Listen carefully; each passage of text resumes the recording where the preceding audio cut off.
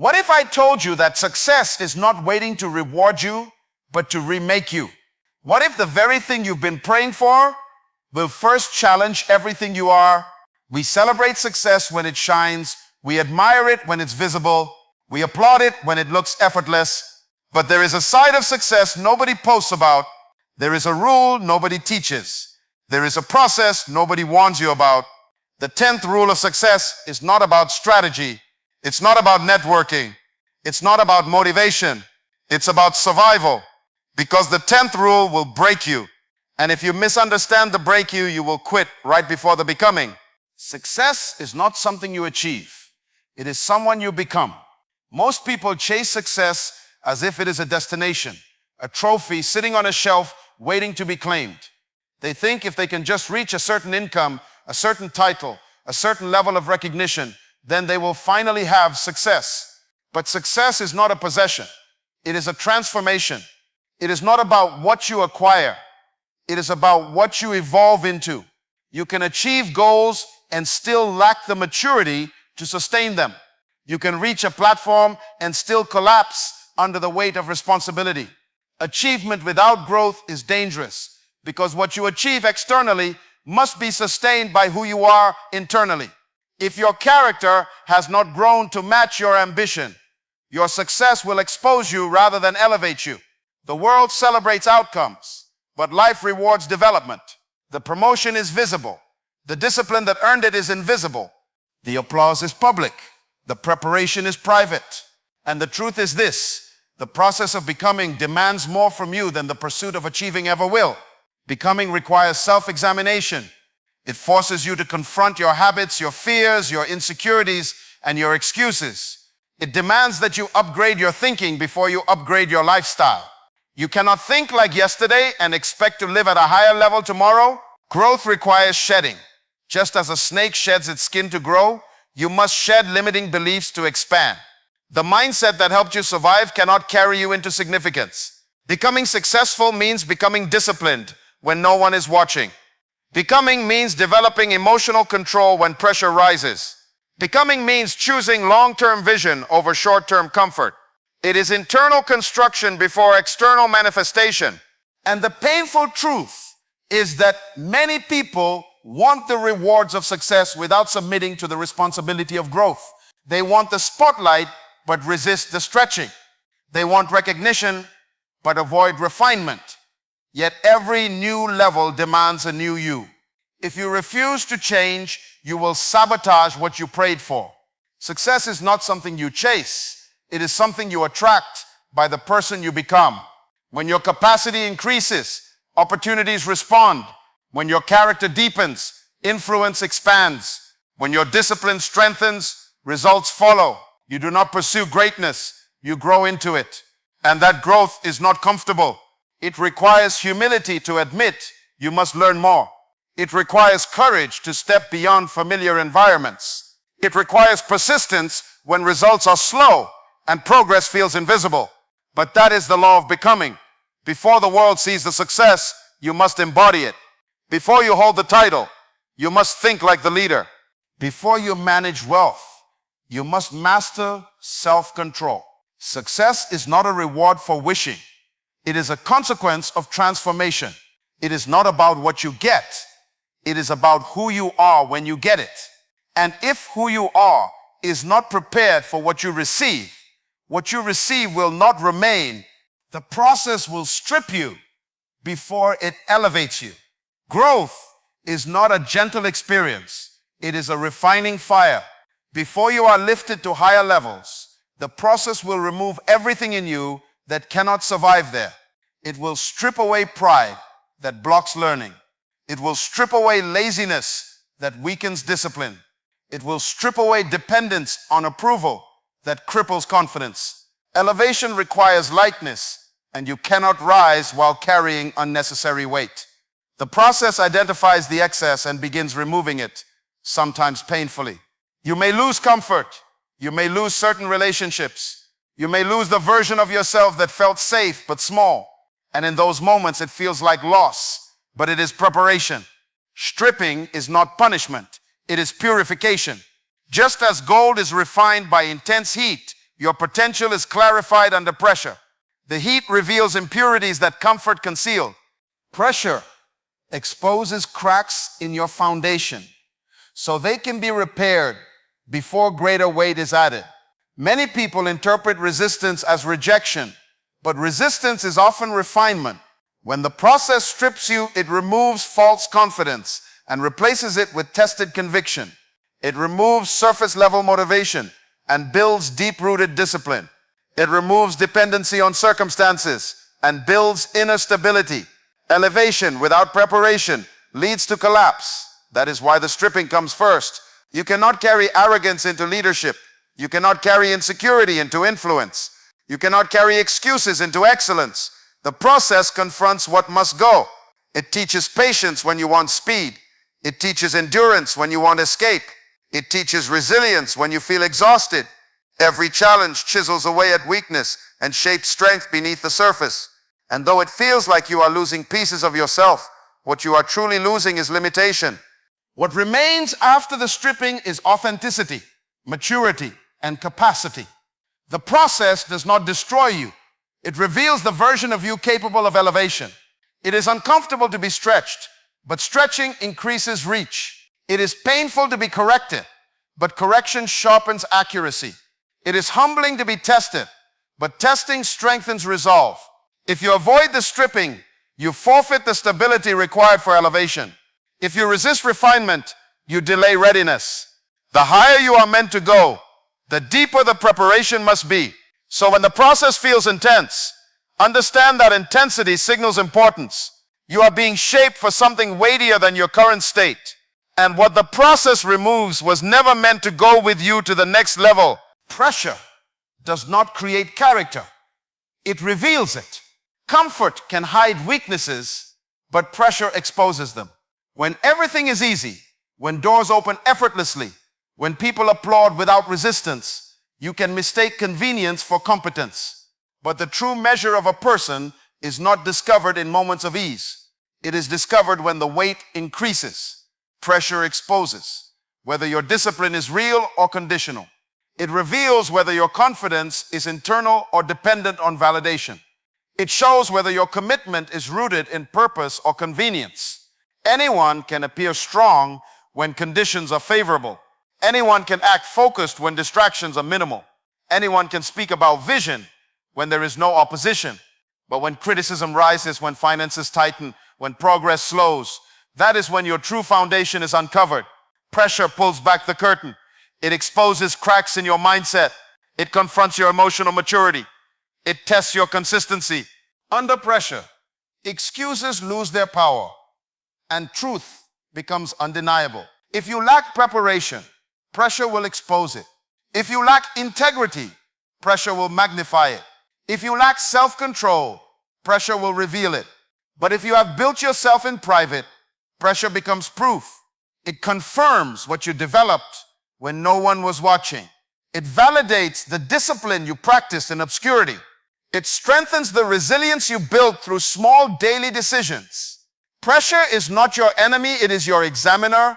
It does not arrive to destroy you, but to demonstrate what you are made of. The weight of responsibility, the demands of leadership, the intensity of expectation, these forces separate talent from character.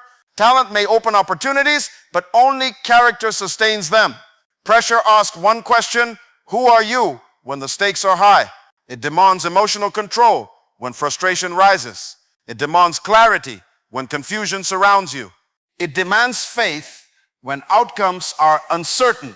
If you collapse under pressure, it is not because pressure is unfair, it is because preparation was insufficient.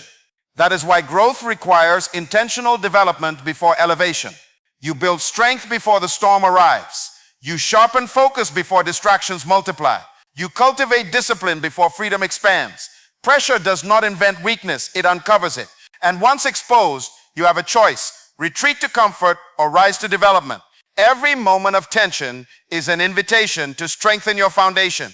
Every challenge is an opportunity to deepen your character. Comfort may feel safe, but it rarely produces capacity.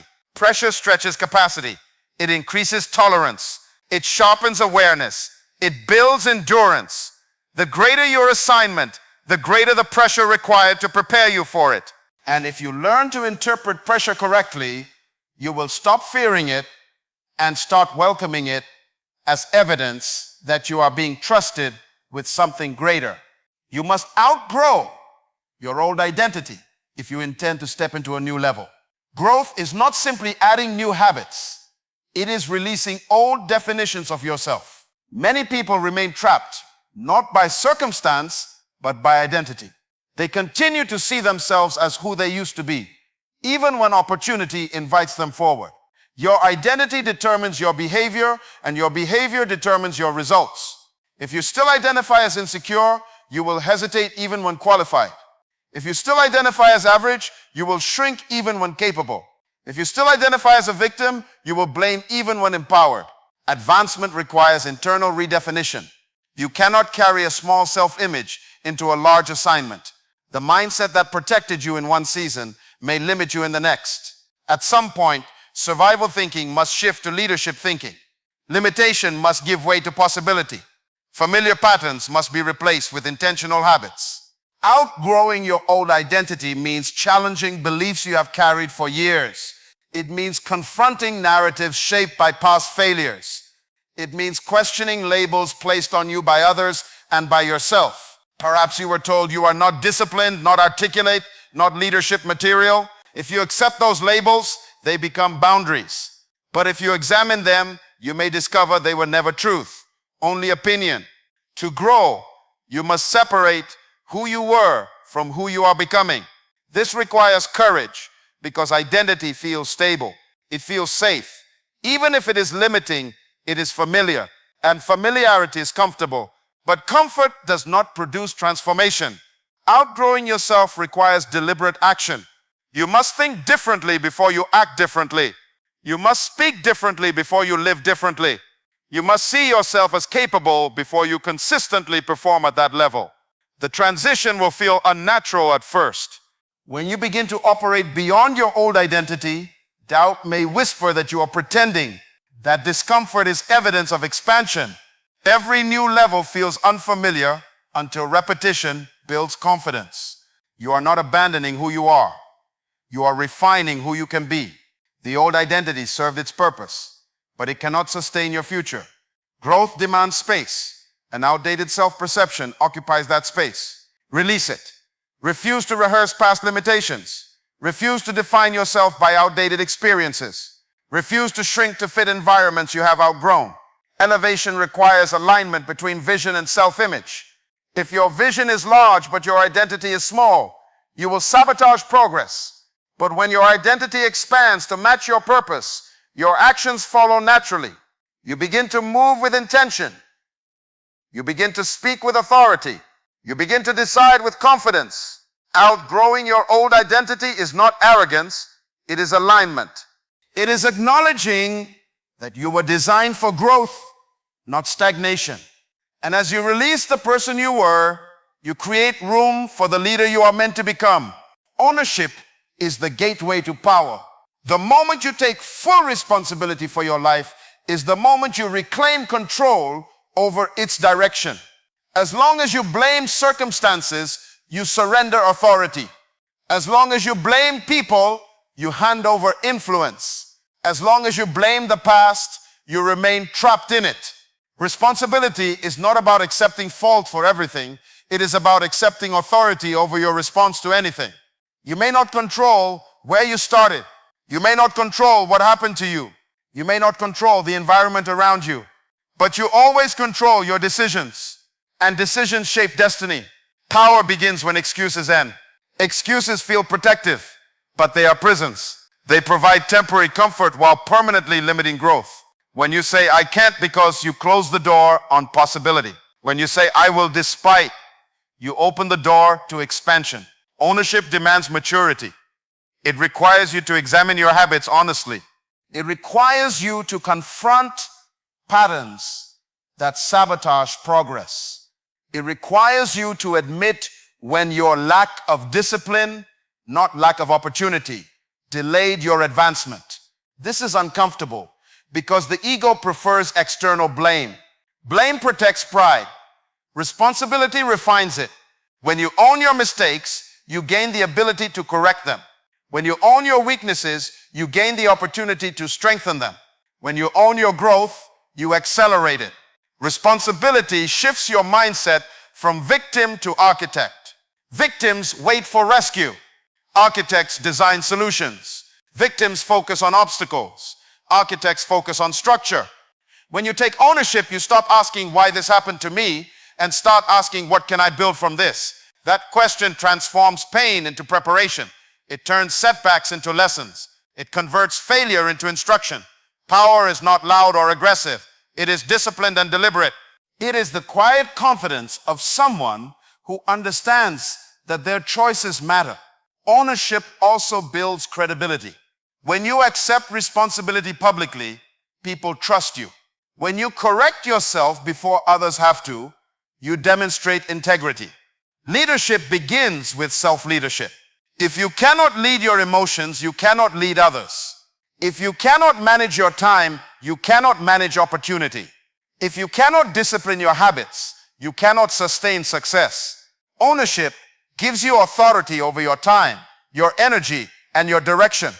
It eliminates passivity and replaces it with intentional action. You stop drifting and start deciding. You stop reacting and start planning. You stop waiting and start building. The world responds differently to those who carry responsibility with strength. Opportunities gravitate toward reliability. Influence expands around consistency. Respect follows accountability. When you take ownership, you may feel the weight increase, but that weight strengthens you. Responsibility is heavy, but it produces capacity. And capacity determines how much success you can carry without collapsing. The breaking is preparation, not punishment. When life intensifies, when challenges multiply, when pressure feels relentless, it is easy to interpret the experience as unfair or destructive. But breaking is often the process of expansion. Before something grows beyond its current state, it must be stretched beyond its current limits. Muscles tear before they strengthen. Seeds split before they sprout. The breaking is not the end of potential. It is the beginning of it. Growth demands disruption. Comfort resists disruption, but purpose requires it. The breaking exposes weaknesses that comfort concealed. It reveals impatience that success cannot tolerate. It uncovers pride that leadership cannot sustain. It identifies fear that destiny cannot accommodate. In the breaking, illusions fall away. You begin to see yourself clearly. You recognize habits that hinder progress. You confront motivations that are misaligned. The process feels painful because it challenges what you have relied on for stability. But stability built on limitation cannot support expansion. Breaking dismantles fragile foundations, so stronger ones can be constructed.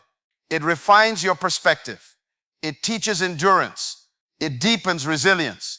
You learn to persist when results are delayed. You learn to focus when distractions intensify. You learn to remain steady when emotions fluctuate. The breaking also clarifies priorities. Under pressure, trivial concerns lose significance. You begin to concentrate on what truly matters. You eliminate distractions. You sharpen vision. You simplify decisions. The pain of the process forces precision.